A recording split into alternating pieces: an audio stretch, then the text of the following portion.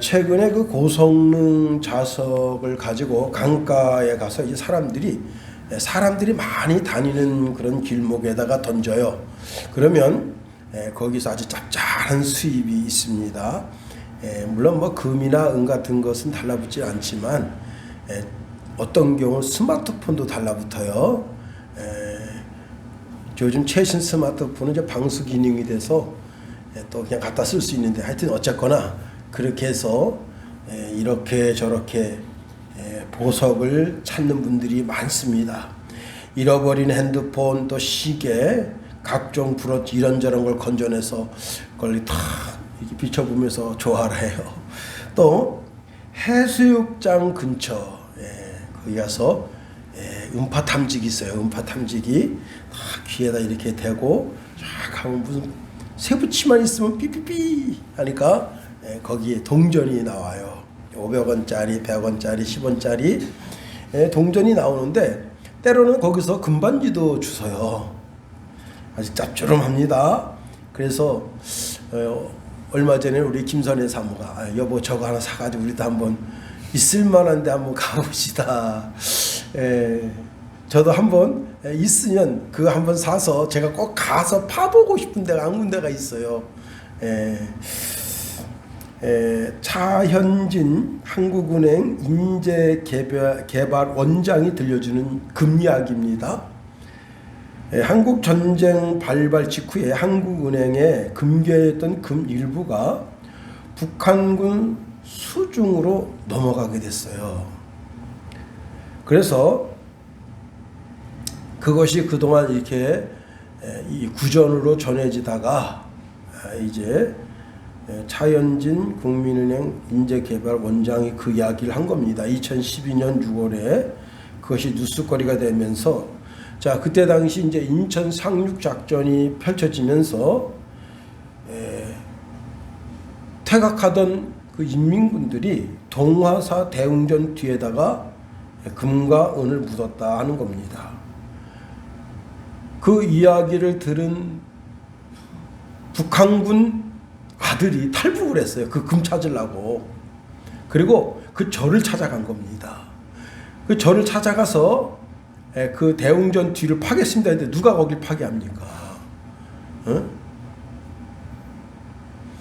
그 사람 말에 의하면은요, 실제 금괴가 260kg이고요, 은은 16톤이다. 그게 대한민국 어딘가에 꽁꽁 숨겨져 있다는 겁니다. 오늘 마태복음 13장 본문의 말씀에 보면 숨겨진 금은 보화에 대한 이야기를 말씀하고 있습니다.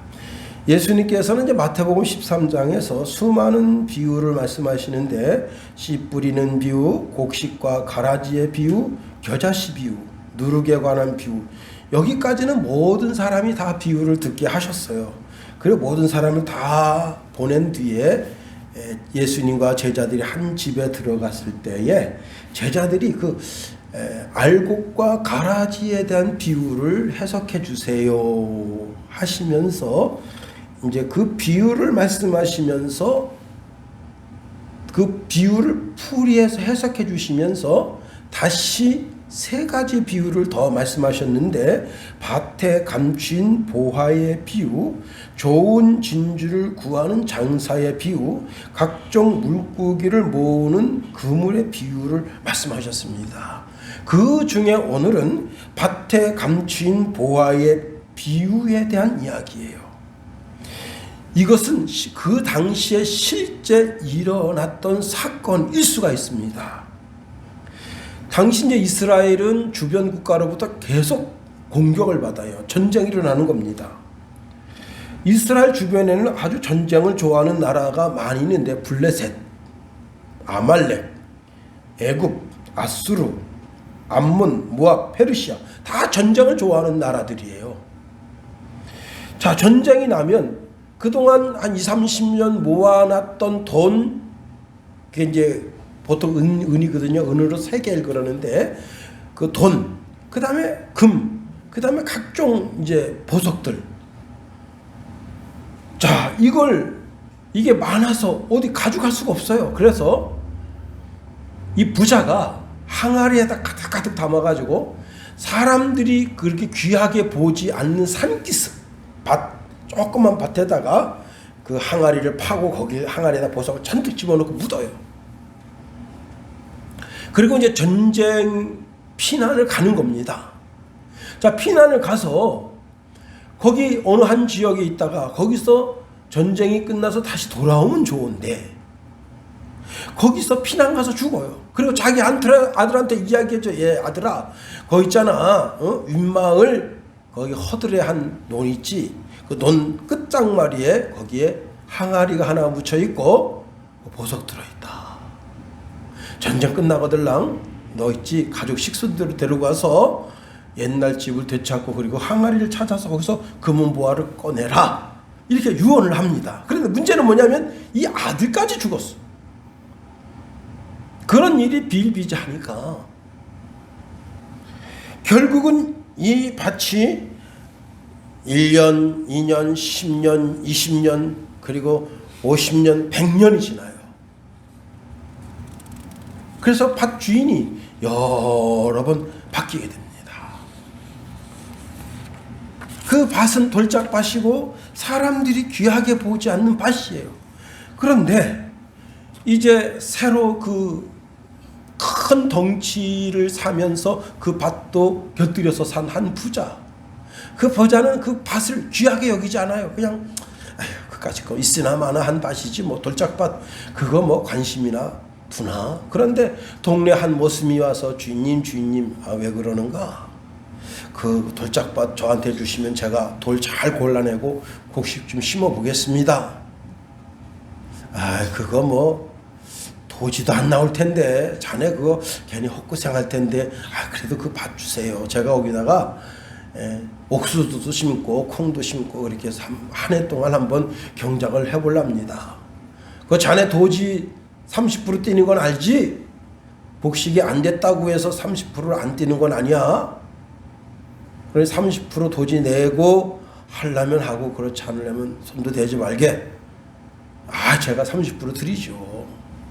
그래가지고 이제 그 밭을 다 가서 자기가 한 해 동안 경작할 밭을 쭉 보면서 돌을 골라냅니다. 그리고 그 이튿날 이제 부잣집 영감님한테 가서 영감님 제가 거기 우리 동네 그 최부잣집 그 밭을 제가 1년 도지를 냈는데 그걸 경작하려 하니 소 좀 빌려주십시오. 소는요 사람의 품삯의 4-5배를 줘야 돼요.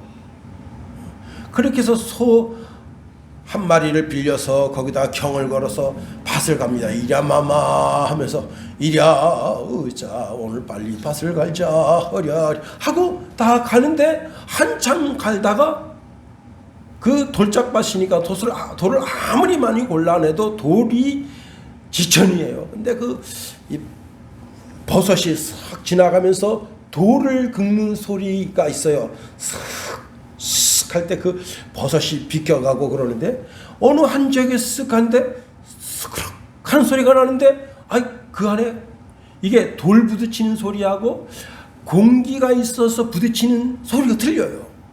그래서 이랴마마 하고 소를 세운 다음에 거기를 싹 파보니까 한 50cm 정도 되는 항아리가 있는데 그 안에 금은보화가 꽉 찼어요.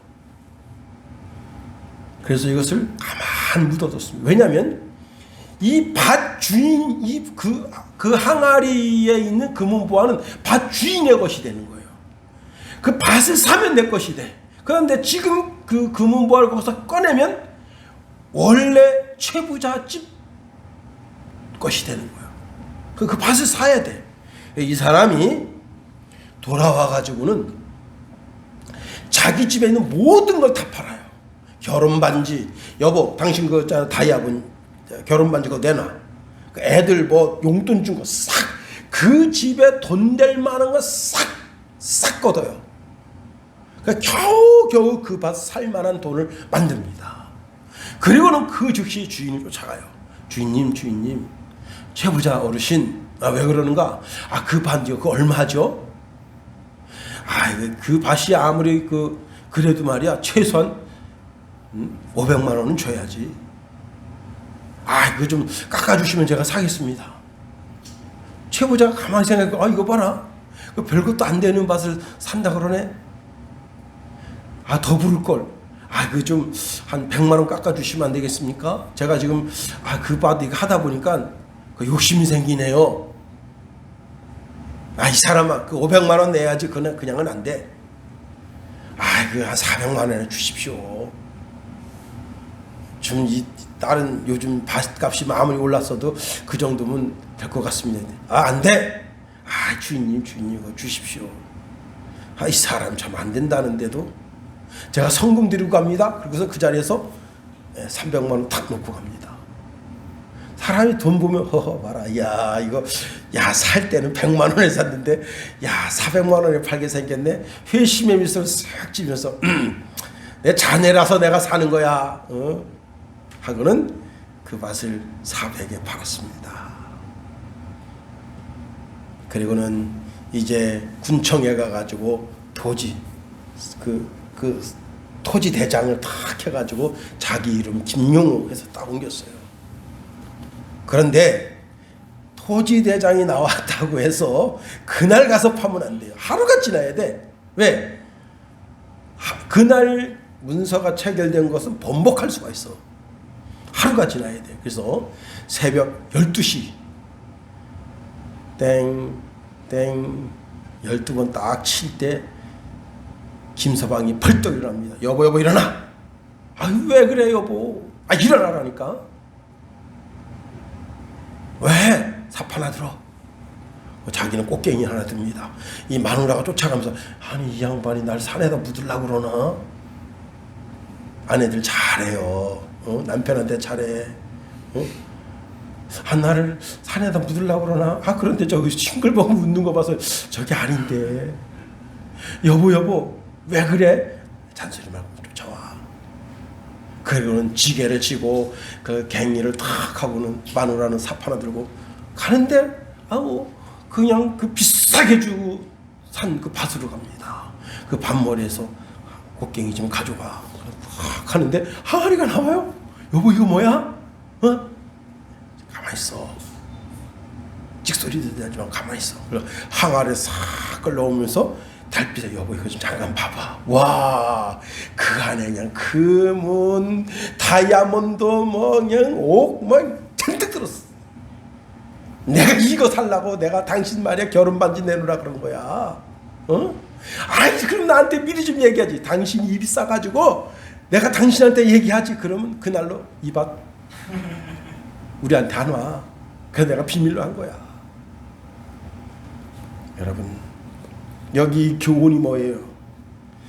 공부 같은 거 다 때려치고, 사업하던 거 다 때려치고, 직장생활하던 거 다 때려치고, 좋은 음파 탐지기 하나 사가지고 대한민국 강산 돌아다니면서 어디 벗어 있겠나 뒤지라는 거예요? 그런 게 아닙니다. 우리가 이런 본문의 말씀을 통해서 두 가지로 생각할 수 있어요. 첫 번째, 누구에게나 최고의 보화를 발견할 수 있는 기회가 주어진다고 하는 겁니다. 오늘 본문의 주인공은 그래도 성실한 주인공이에요. 비록 남의 땅이지만 자신의 땅처럼 깊이 소를 빌려서 깊이 가는 거예요. 다시 말하면 그 일생의 정직과 성실로 그 밭을 가는데 힘을 쏟고 그 정성을 들이는 그 가운데 그 보석이 들어있는 항아리를 발견하게 된 겁니다. 그런데 이것이 꼭 정직하고 성실한 사람에게만 주어지는 복이 아니라는 사실입니다. 때로는 별로 정직하지도 않고 성실하지도 않고 남 등쳐먹고 사기나 치던 사람이 그 사람에게도 이 보화가 발견되어 줄 수 있는 기회가 주어진다는 거예요. 우리말에 인생엔 3번의 기회가 온다 합니다. 어느 집에 태어났느냐에 따라서 기회가 주어지는데 그 어느 집에 태어났느냐에 따라서 내가 금수저를 물고 있느냐, 은수저를 물고 있느냐, 그 다음에 스된 수저를 물고 있느냐, 흙수저를 물고 있느냐, 나무 수저를 물고 있느냐가 드러난다는 거예요. 두 번째 기회는 어떤 여자하고 결혼하느냐, 어떤 남자하고 결혼하느냐에 따라서 또 인생의 기회가 주어진다는 겁니다. 이재명 씨 지금 아마 자기 아내 때문에 통곡하고 있을 거예요. 윤석열 씨도 자기 아내 때문에 통곡하고 있을 거예요.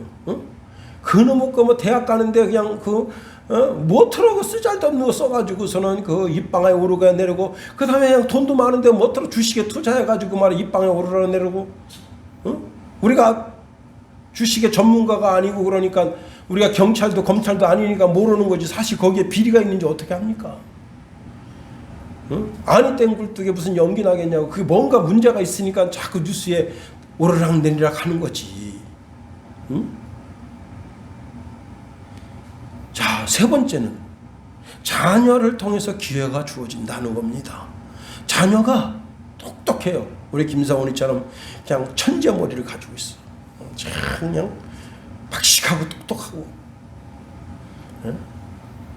그래서 자녀를 통해서 자녀가 잘 돼 이신양면해. 그러면 그 부모에게 그 가문에 또 기회가 주어진다. 그런데 오늘 이 보화가 발견되는 이 기회는 내가 어느 집에 태어나서 주어지는 기회도 아니고, 어떤 사람하고 결혼해서 주어지는 기회도 아니고, 어떤 똑똑한 자녀를 두었기 때문에 주어지는 기회가 아니라 보편적으로 모든 사람들에게 주어지는 기회라는 거예요. 다시 말하면 하나님이 모든 사람들에게 그 보화를 발견할 수 있도록 기회를 주신다 하는 겁니다. 아주 옛날 예수님이 태어나시기도 약 2000년 전에 갈대아 우르에 아브라함이라는 사람이 있었는데, 그는 평생 무슨 짓을 했는가 하면 우상 만들어 가지고 그 우상을 파는 그런 일을 했어요. 그런데 어느 날 자기 인생에 허무가 오는 거야. 아니 내가 만든 우상을 갖다가 지 집에다가 갖다 놓고 보내 비나이다 하면서 복 받았대. 아 이게 웃기잖아. 참, 아니 내가 우상을 멋지게 만들었더니 사람들이 멋지다고 사가지고 가면서 자기 집에 갖다 놓고는 비나이다 신상님께 비나이다, 그리고 복 받았다는 거야. 인생 참 허무합니다. 이게 아닌데. 그래서 어느 날 집에 있는 지게 닭다기로 자기가 만든 우상을 다 때려부시고, 이건 인생이 이건 아니야, 뭔가는 잘못돼서 회의할 때, 그때 여호와 하나님의 음성이 들립니다. 그에게 보화를 발견할 수 있는 기회가 주어지게 된 거예요. 너는 너의 본토 친정 아비집을 떠나 내가 내게 지시할 땅으로 가라. 그래서 그 음성 따라 갔더니 가나안 땅이에요. 아니 대도 못돼 처먹은 놈은 땅이 가나안 땅이거든. 그런데 그 땅으로 하나님이 그를 끌고 가시는 거예요. 그런데 그가 하나님의 음성 듣기 위해서 어떻게 했습니까? 가는 곳곳마다 제단을 쌓고 여호와의 이름을 불렀습니다. 그랬더니 그 못돼 처먹은 땅에서 어마어마한 부자가 되게 된 거예요. 여러분 어부 출신, 저는 군대 생활을 통해서 어부들을 많이 만나봤습니다. 제가 만난 사람들 중에서 가장 억시고 못돼 처먹은 인간들이 어부들이에요. 아주 말이 거칠어요. 욕 아니면 말이 안 돼. 그냥 입에 다 욕이 달려있어요. 그런데 그 중에 베드로라는 사람이 있는데, 베드로라는 사람이 자기 장모가 열병에 걸려서 죽어갑니다. 근데 우연히 예수님이 자기 집에 오셨어요. 자기 장모가 열병으로 죽어가는데 기도하니까 그냥 그 자리에서 났어. 야, 참 용한 선지자네. 그리고는 하루는 고기를 찾는데 한 마리도 못 잡아가지고 보니까 그물에 왕창 찢어졌어. 그래가지고 야이 사람아, 그 그물 좀 잘 좀 집어넣지 말이야. 그 그물이 이렇게 찢어져가지고 고기 다 새나갔잖아.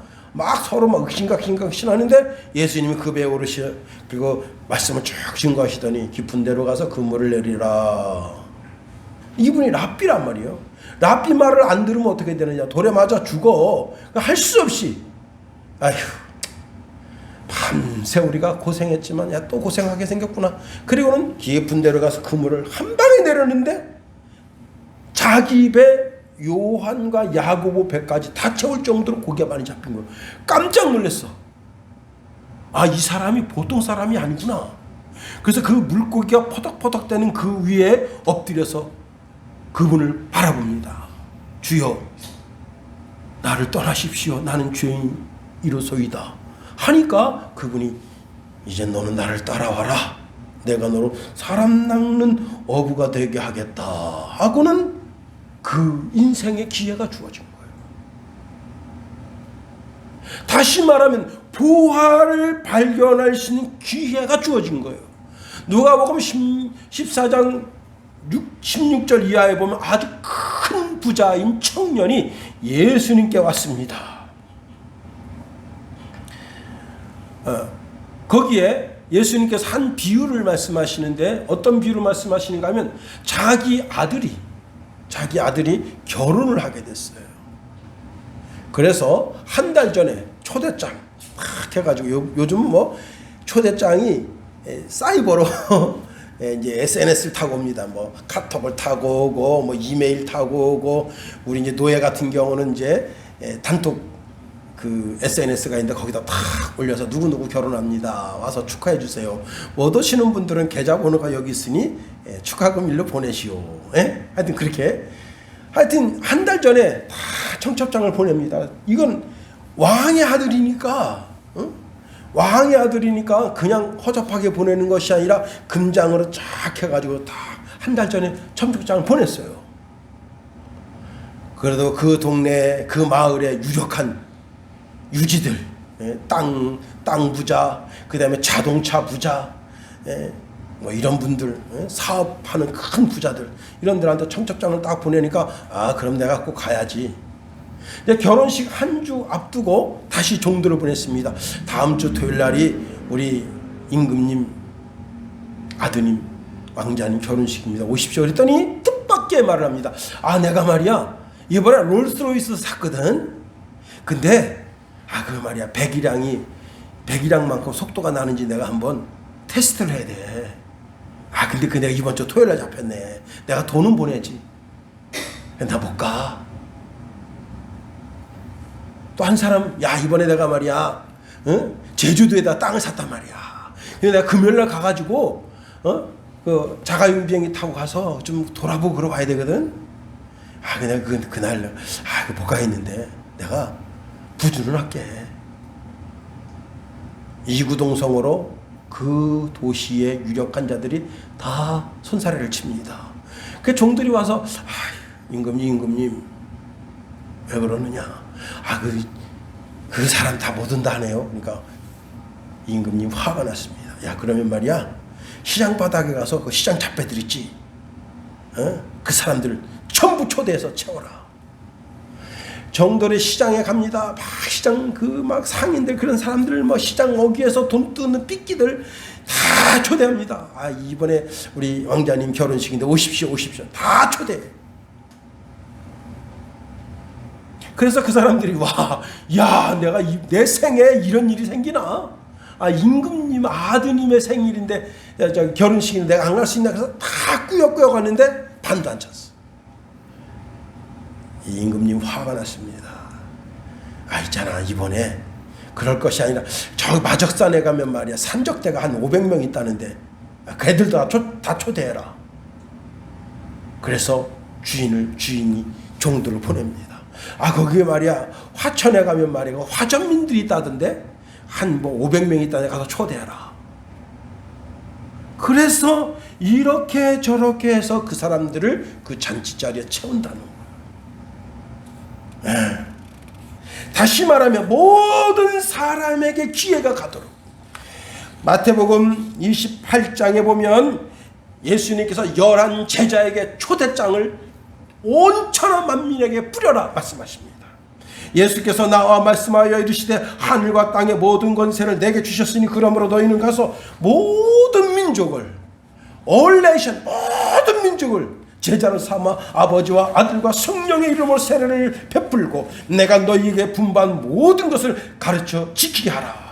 볼지어다 내가 세상 끝날까지 너희와 항상 함께 있으리라 하시니라.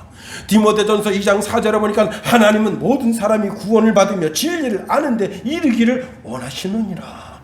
예수께서 18장 23절에 보니까 주 여호와의 말씀이니라. 내가 어찌 악인이 죽는 것을 조금인들 기뻐하랴. 그가 돌이켜 그 길에서 떠나 사는 것을 내가 어찌 기뻐하지 아니하겠느냐. 디도서 2장 11절 말씀에 보니까 모든 사람에게 구원을 주시는 하나님의 은혜가 나타났다 했어요. 사랑하는 성도 여러분, 하나님은 이 보화를 모든 사람들이 다 발견하기를 원하십니다. 저희 선배 조영춘 선교사, 참 그분 그냥 이렇게 노예에서 만나서 짤막짤막하게 요즘 어떻게 생활하세요? 그러면 이제 그분이 들려주는 짤막짤막한 단막들이 저한테 있었는데 제가 유튜브 그걸 보고 너무너무 감동을 받은 거예요. 그래서 그 유튜브를 우리 이제 노예 밴드에다 올려놨습니다. 그분이 처음 전도하러 300명이 있는 부족한테 간 거예요. 300명 부족, 조영춘 선교사라고 유튜브에 치면 나옵니다. 그런데 거기 가가지고 이제 자기 이렇게 통역해주는 그 친구 쫓아서 거길 갔는데 잘 데가 없어. 그냥 좀 사는 사람이면 그냥 거적대기로 해가지고 대충 안방, 윗방 이렇게 방이 다 붙어버린 거야. 한 집에. 그리고 못 사는 사람은 집 방 하나에 그냥 가족 전부 살아. 그 자기 살 데가 없어가지고 이게 일렬로 쭉 돼 있대요. 이게 일렬로 쭉 돼 있는데 거기 그냥 그 복도에서 그냥 쓰러져 사는데 거기 밤에 그렇게 춥대요. 밤에. 근데 어느 날 밤에 잠을 잤는데 너무 따뜻해. 여기 지금 이 건물에 살고 있는 어떤 주인 중에 하나가 자기 이불 하나 갖다 덮어주는가 보다 하고 잘 잤어. 아침에 일어나서 보니까 개새끼가 자기도 추우니까 사람한테 와서 기대서 자는 거야. 근데 거기서 제일 두려운 게 뭐냐면 그 이거 하나 있잖아요. 저기 그 뱀 뭐지? 아나콘다인가? 그 사람 잡아먹는 그게 제일 두렵대. 그 사람 잡아먹는 뱀이 거기 그 동네에 싼대요. 그래가지고 뭐 여러 사람 죽고 그다음에 악어가 있는데 악어가 막 드실드실 되는데 거기서 애들이 목욕을 해요. 그럼 거기서 뭐 그냥 악어한테 물려 죽는 거야. 그러면 경찰관이 와서 그 악어 한 수십 마리 빵빵빵 쏴서 죽이고 보복하고 그러 끝이야. 그런데 왜 간 거예요 거기? 도대체 왜 간 거예요? 그 사람들로 하여금 인생의 최고인 보화인 그리스도를 발견하게 하기 위해서. 그렇습니다. 여기 보화가 뭐냐? 바로 예수가 보화예요. 랍비 율법에 따르면 만일 일꾼이 밭에서 일하다가 보물을 발견하고 그것을 파내었으면 그 보물은 당연히 그 밭 주인의 소유가 된다. 이렇게 써 있대요. 그러면 이 보물을 내 걸로 만들려면 어떻게 해야 되느냐? 반드시 내 토지 대장이 돼야 돼. 예. 그래서 오늘 본문에 이런 말씀을 주고 있는 겁니다. 한번 44절 다시 한번 읽어봅니다. 시작. 천국은 마치 밭에 감추인 보화와 같으니 사람이 이를 발견한 후 숨겨두고 돌아가서 자기의 소유를 다 팔아 그 밭을 사느니라. 어떻게 했다고요? 숨겨두는 거야. 꼭꼭 묻어두는 거야. 아무도 모르게 하는 거예요. 아무도 모르게 딱 하고 어떻게 자기 모든 소유를 팔아서 그 밭값을 사는 거예요. 여기 자기 모든 것을 팔았다고 하는 것은 자기 전생애를 희생하고라는 뜻이에요. 우리가 예수를 믿으려면 내 전생애를 희생하는 거야. 내 전생애를 희생하고 예수를 사는 거예요. 지금 이 시간도 우리가 예수를 사고 있는 거야. 천국을 사고 있는 거예요. 하나님을 내 것으로 만들고 있는 거야. 사고 있는 거예요. 우리가 하루 한 날, 일주일 중에 하루 한 날을 주의 전에 나와서 예배 드리는 것은 하나님이 내 거라고 선언하는 거예요. 뭐로? 목소리로 선언합니다. 찬송으로 선언하고, 기도로 선언하고, 또 말씀으로 선언을 받는 거예요. 하나님은 내 것, 예수는 내 것, 사고 있는 거예요. 지금 그렇습니다. 내 모든, 내 전생에 내 호흡하는 모든 것, 내 심장이 뛰는 모든 것, 내가 살아가는 모든 삶이 예수를 사는 거예요. 그게 인생의 최고 보안이니까. 그렇습니다. 내 전생에, 여러분 오전에 대예배 드리면서 11조를 드렸습니다. 그게 무슨 뜻이에요? 11조가 모든 물질 당신 겁니다. 여러분 일주일 중에 하루를, 시간을 하나님 앞에 드려요. 가장 아까운 시간, 가장 존귀한 시간, 오전 첫 시간을 하나님 앞에 드려요. 그게 무슨 뜻이에요? 모든 시간 다 당신 겁니다. 내가 일주일 동안 살아가는 모든 삶도 다 당신 겁니다. 내가 일주일 동안 살아가는 삶 속에서 벌어들이는 물질도 다 당신 겁니다. 아니, 나 자신이 바로 당신 겁니다. 선언하는 거예요. 선포하는 거예요. 온 만백성에게 선포하는 거예요. 나는 예수 거, 예수는 내 거. 내가 예수 안에, 예수가 내 안에. 하나님은 내 거. 그래서 내가 하나님은 내 아버지라 한다. 하나님도 나를 가리켜서 너는 내 거, 너는 내 아들이야, 너는 내 딸이야. 그렇게 선언하신다. 모든 걸 다 줬다고 하는 것은 다만 돈만 줬다는 게 아니에요. 내 모든 시간, 내 모든 물질, 내게 속한 모든 걸 다 파는 거야. 다 갖다 파는 거야. 그리고는 예수를 사는 거예요. 사람이요, 최고 가치 있는 것에다가 자기 인생을 투자합니다. 어떤 사람은 명예가 자기 인생의 최고라고 생각해요.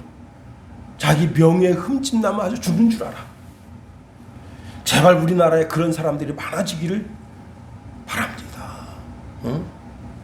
자기 명예가 조금 가려지면 막 그것 때문에 가슴 아파하고, 자기 명예를 회복하려고 너무 뻔뻔해요. 죄를 짓고도 절대 뉘우치는 법이 없어.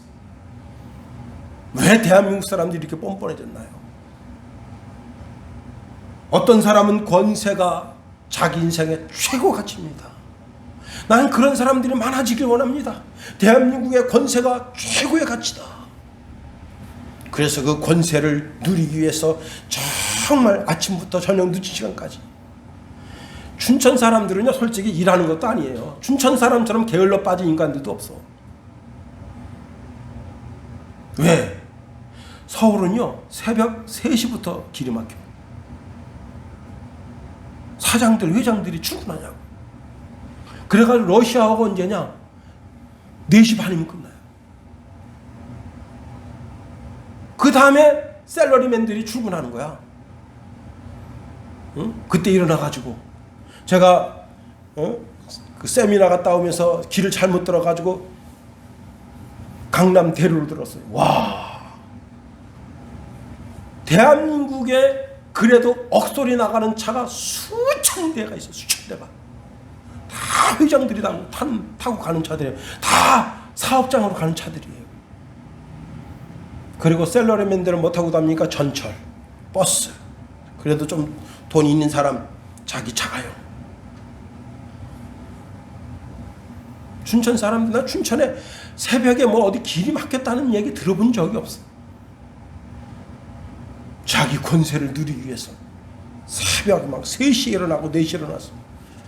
아니, 현대를 일으킨 정주영 회장이 해야 빨리 떠나, 해야 빨리 떠나, 사람들 와서 일하게 해야 빨리 떠나, 그랬대잖아요. 응? 그럼 도대체 몇 시에 출근하는 거야? 그러니까 현대를 이렇게 세우는 거 아니에요. 세계적인 기업으로. 응? 그렇습니다. 우리 대한민국의 자기 자존심 때문에 정말 자기 자존심을 세우려고 그렇게 노력하는 사람들이 많아져야 됩니다. 그런데 그 모든 것을 차차하고 최고의 영예고 최고의 자존심이고 최고의 영광인 그리스도를 사기 위해서 우리의 생애 전체를 바치고 내 권세도 그분에게, 내 명예도 그분에게, 내 자존심도 그분에게 드리면서 예수를 참된 보호한 줄 알고 발견하는 인생들이 많아지길 예수님의 이름으로 축원해 드립니다. 그렇습니다. 여러분, 우리가 세상에서 돈을 추구하고 명예를 추구하고 권세를 추구하고 자기 자존심을 추구하는 것들은 그런 것 때문에 우리 자신이 무너질 수가 있어요. 베드로전서 6장 9절에 보니까 부하려 하는 자들은 시험과 올무와 여러 가지 어리석고 해로운 욕심에 떨어지나니 곧 사람으로 파멸과 멸망에 빠지게 하는 것이라. 돈을 사랑함이 일만하게 뿌리가 되나니 이것을 탐내는 자들은 미혹을 받아 믿음에서 떠나 많은 근심으로 자기를 찔렀도다 했습니다. 자기가 명예를 추구하고 권세를 추구하고 자기 자존심을 추구하고 영화를 추구하다가 그것 때문에 자기가 추락하는 인생이 될 수 있어요. 그런데 예수를 추구하는, 예수가 보아라고 생각해서 그 예수를 추구하는 인생은 한 인생도 무너진 인생이 없는 겁니다. 마태복음 19장에 보면 한 부자 청년이 예수님을 찾아왔어요. 이 청년이 이렇게 말합니다.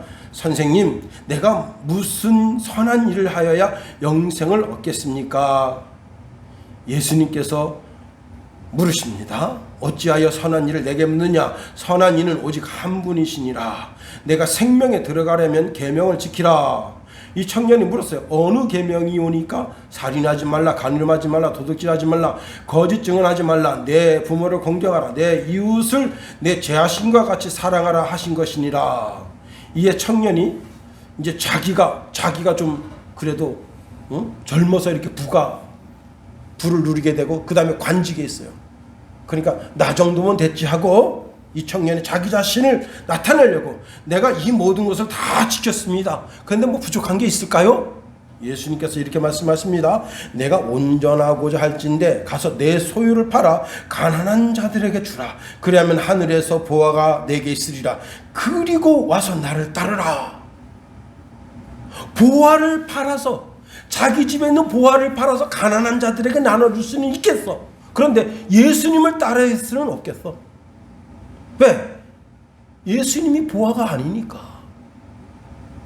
자기가 머리가 똑똑해서 얻은 사회적 지위, 자기가 머리가 똑똑해서 얻은 금은 보화, 그거는 어느 정도 포기할 수 있는데, 왜? 자기가 젊으니까 다시 노력해서 돈 벌 수가 있거든. 권세를 누릴 수 있어, 명예를 누릴 수 있어, 자기 자존심을 세울 수 있어. 그런데 예수라는 선지자를 따른다? 그거는 할 수가 없어. 그래서 자기가 근심하면서 돌아간 거예요. 자, 그때 베드로가 이렇게 말합니다. 보소서, 우리가 모든 것을 버리고 주를 따라 싸운대. 그런즉 우리가 무엇을 얻으리까? 예수님 말씀하십니다. 내가 진실로 너희에게 말한다. 세상이 새롭게 되어 인자가 자기 영광의 보좌에 앉을 때에 나를 따르는 너희도 12 보좌에 앉아 이스라엘 12 지파를 심판하리라. 이는 또 내 이름을 위하여 집이나 형제나 자매나 부모나 자식이나 전토를 벌인 자마다 여러 배를 받고 또 영생을 상속하리라.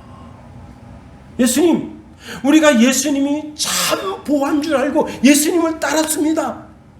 그럼 우리가 뭘 얻게 되나요? 예수님이 명쾌한 답을 주십니다. 여러분, 그러면 어떻게 하면 예수를 내 보화로 만들 수 있을까요? 아주 간단합니다.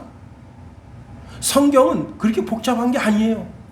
영접하는 자 곧 그 이름을 믿는 자들에게는 하나님의 자녀가 되는 권세를 주셨으니 이는 혈통으로나 육정으로나 사람의 뜻으로 나지 않냐고 오직 하나님께로부터 난 자들이니라. 보화 되신 예수님을 나의 구주로 영접하면 되는 거예요. 이사야서 55장 1절에 보니까 오호라 너희 모든 목마른 자들아 물로 나오라. 돈 없는 자도 오라. 너희는 와서 사 먹되 돈 없이 값 없이 와서 포도주와 촛을 사라. 너희가 어찌하여 양식이 아닌 것을 위하여 은을 달아주며 배부르게 하지 못할 것을 위하여 수고하느냐? 내게 듣고 들을지어다. 그리하면 너희가 좋은 것을 먹을 것이며 너희 자신들이 기름진 것으로 즐거움을 얻으리라. 너희는 귀를 기울이고 내게로 나와 들으라. 그리하면 너희가 너희 영혼이 살리라. 내가 너희를 위하여 영원한 언약을 맺으리니 곧 다윗에게 허락한 확실한 은혜이니라. 미국에 한 의사 장로님이 계신데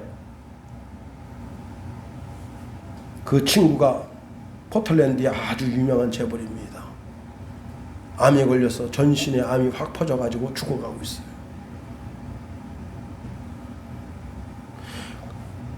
자기 친구를 찾아와서 여보게 나 얼마나 살 것 같은가. 친구지만 그래도 생을 마감할 준비를 하도록 하기 위해서 자네가 많이 살아야 3주 정도 살겠네. 여보게 내 재산 반 줌세. 나 한 1년만 살게 해줘. 1년만 살게 해줘. 나 1년만 살게 해줄게.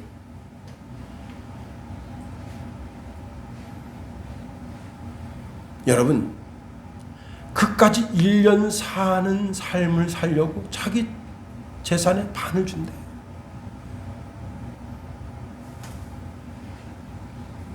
그런데 그 친구가 며칠 있다 생을 마감했습니다.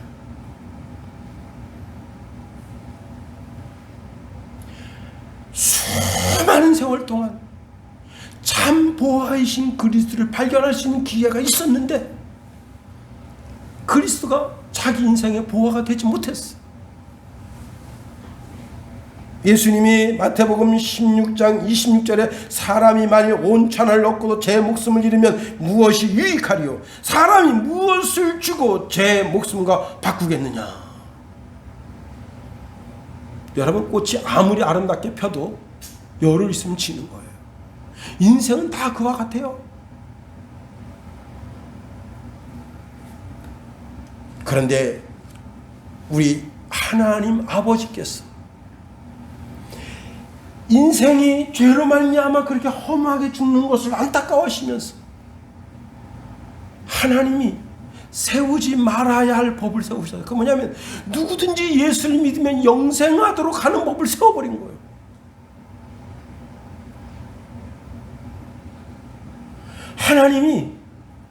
하나님이 인간이 에덴 동산에서 너무 허무하게 그 사단의 꾀에 넘어가서 선악과를 먹고 너무 쉽게 죄를 짓는 것을 보고 하나님이 하지 말아야 할 일을 했는데 그게 뭐냐면 누구든지 예수 믿으면 천국 가게 해주마. 이런 법칙을 세워버린 거예요. 그런데 사람들이 그게 너무 쉬워서 그걸 믿질 않아. 그래도 내가 절간에 갔다가 돈 1억씩 2억씩 헌금해야 지금 내가 헌금한 것 같네. 그 스님이 참 치주 많이 하셨네요. 막 좋은 자리에 앉히고 좋은 차를 갖다 주고 사람 대접하는 것 같아야 같은 줄 알아. 지옥문을 활짝 여는 것뿐입니다. 무당한테 윤석열 귀신 섬기는 사람도 있대잖아요. 내가 지난주 말씀드렸잖아요. 내가 깜짝 놀랐어요. 계룡산에 지금 벌써 윤석열 시인 강림했다 이거예요. 참 우리나라 왜 이래요?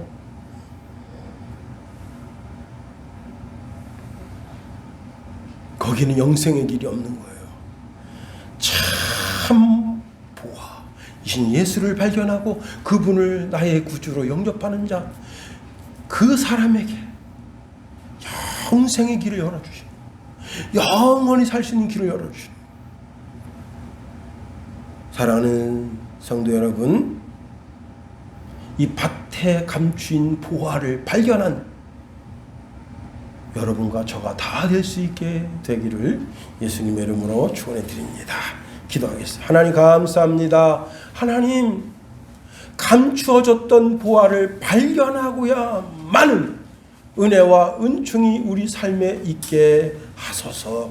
이 보화로 인하여 우리가 기뻐 뛰며 참여하며 하나님의 영광을 위하여 우리의 전생애를 드리고 우리의 모든 것을 다 바쳐서 마침내 예수를 얻고 보화인 예수를 얻고 보화인 하나님을 내 것으로 만드는 그런 신령한 주의 백성 다 되게 하소서. 예수님 이름으로 기도합니다. 아멘.